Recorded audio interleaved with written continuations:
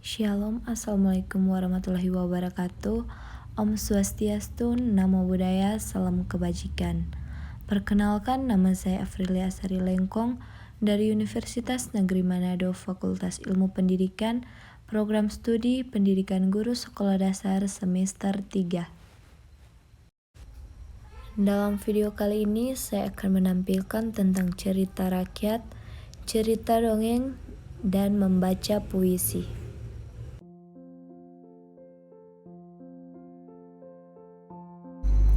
Cerita rakyat Bolaang Mongondo. Judul Pemburu dan Ular. Sekali peristiwa, seorang pemuda sedang berburu di hutan. Dia hanya sendirian membawa 9 ekor anjing. Pemuda itu bertemu dengan seekor ular yang terjepit di bawah sebuah batu besar. Ular itu berkata, "Hai manusia, hendak kemana kamu teman?" Pemuda itu pun menjawab, "Berburu." Dan ular itu berkata lagi, "Ah, tolonglah saya sebentar. Bagaimana caranya untuk mengeluarkan saya dari sini?" Pemuda itu menjawab, "Saya tidak mau menolongmu, karena ke-9 anjing milik saya akan dimakan olehmu, termasuk saya juga." Ular itu berkata, "Kamu tidak akan saya makan." Tidak ada seseorang yang menolong lalu digigit. Pemuda itu berkata, "Baik, saya akan melepaskanmu, tetapi dengan syarat ke-9 anjing milik saya, termasuk saya, jangan kamu makan." Ular itu pun berkata, "Itu tidak akan terjadi." Maka mendengar hal tersebut, pemuda itu pun langsung menebang 4 ranting yang dijadikannya sebagai pengungkit batu. Setelah dia mengangkat batu dengan bantuan ranting, ular itu pun keluar. Kemudian dia berkata, "Mari teman, beri saya anjing yang paling kurus. Saya akan memakannya karena saya sangat lapar."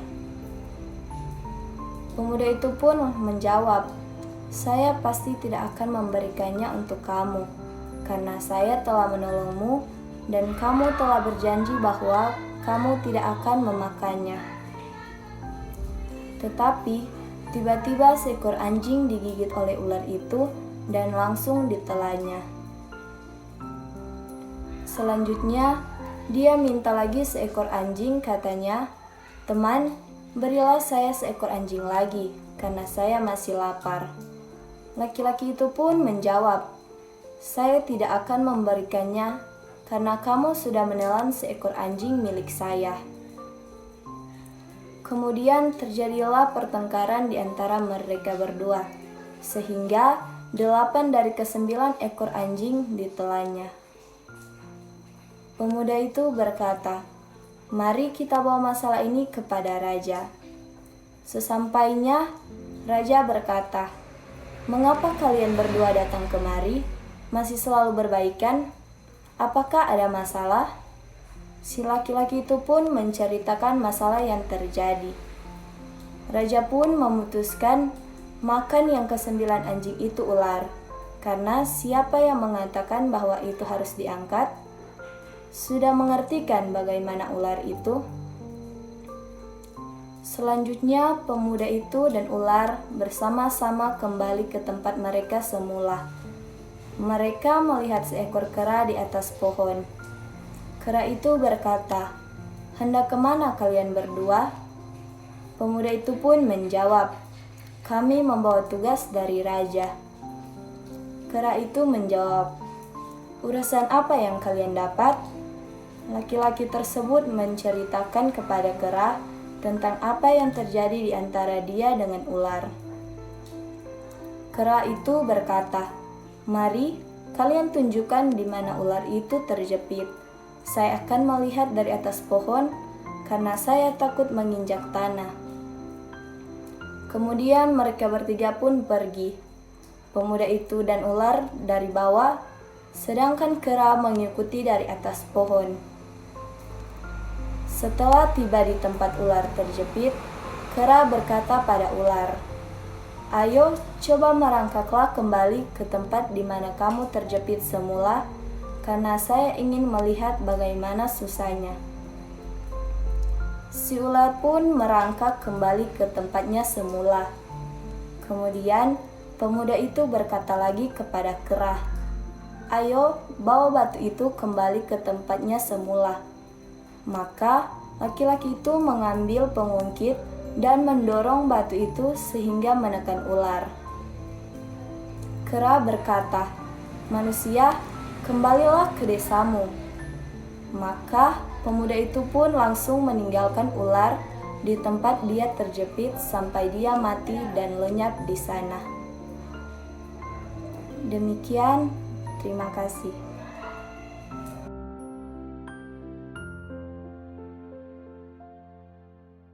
Cerita dongeng motivasi anak.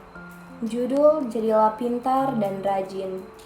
Dahulu kala ada seorang penyihir bernama Fadrah. Dia memiliki 2 orang murid yang bernama Idri dan Odra.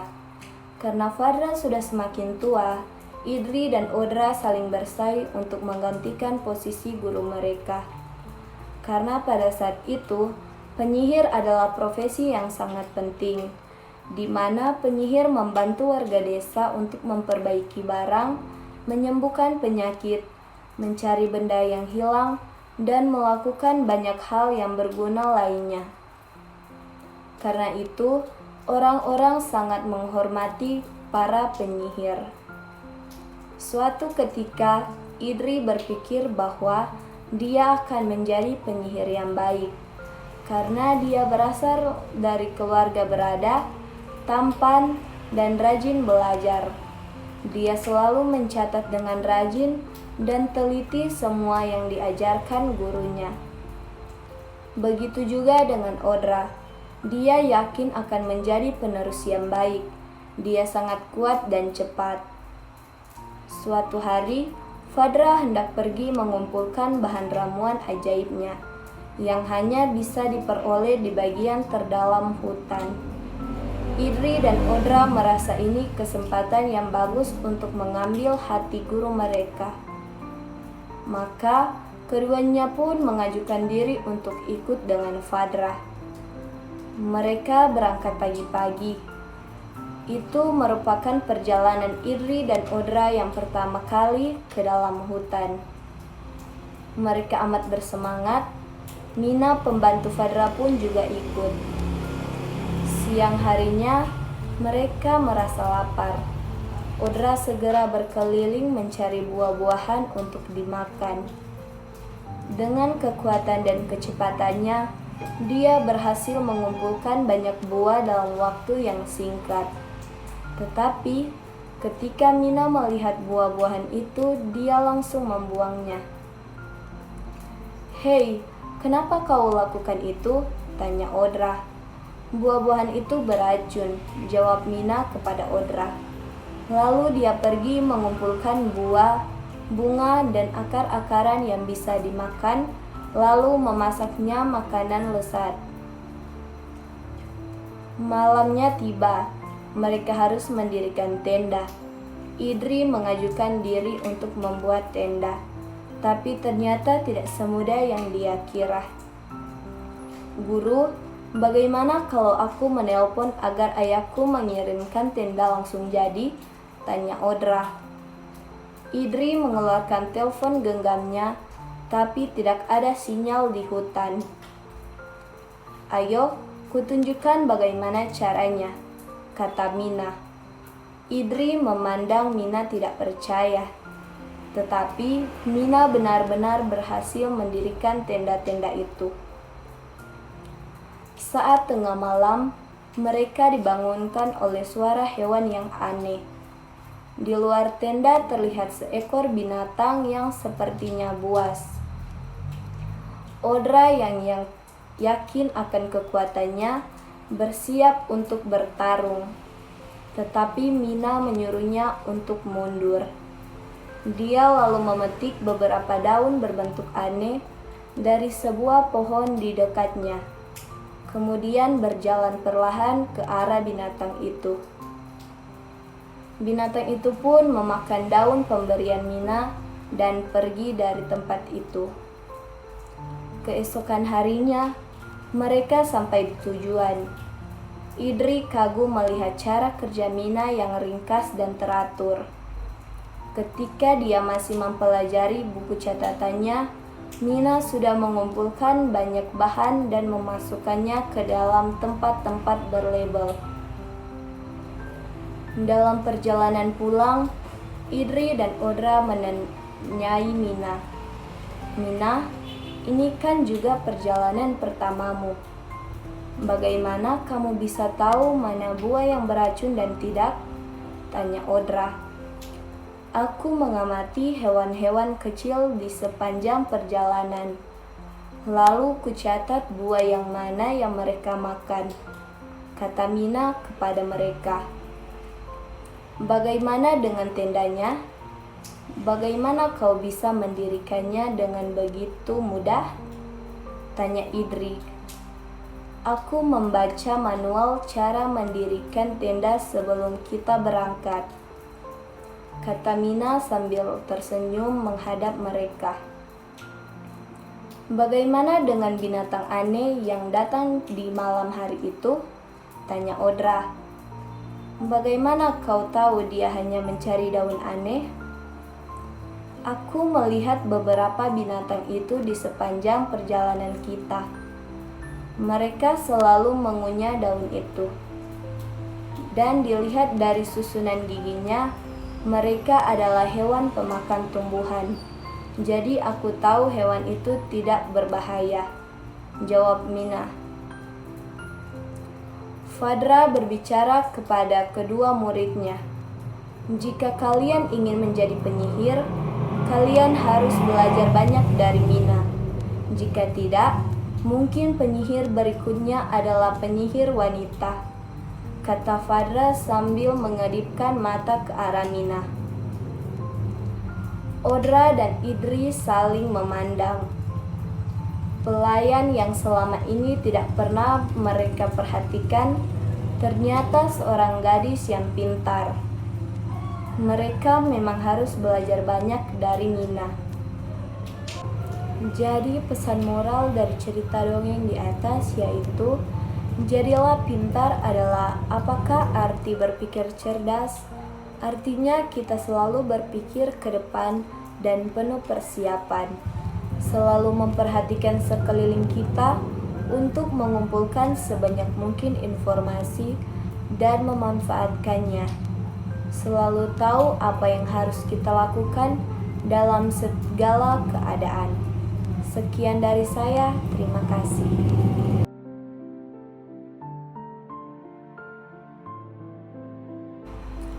Puisi anak sekolah dasar.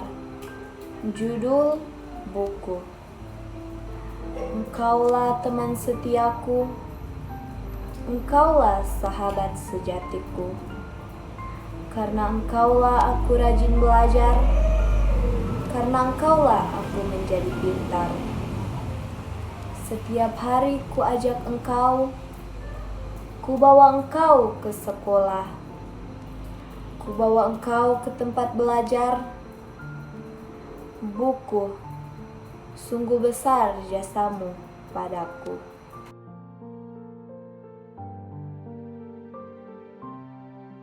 Puisi tentang COVID. Judul Pulilah Bumiku. Satu persatu hari telah berlalu, tetap saja derita ini semakin menggebu. Seolah amukan yang tak bisa dihentikan, menuju siapa saja tanpa bisa dikendalikan.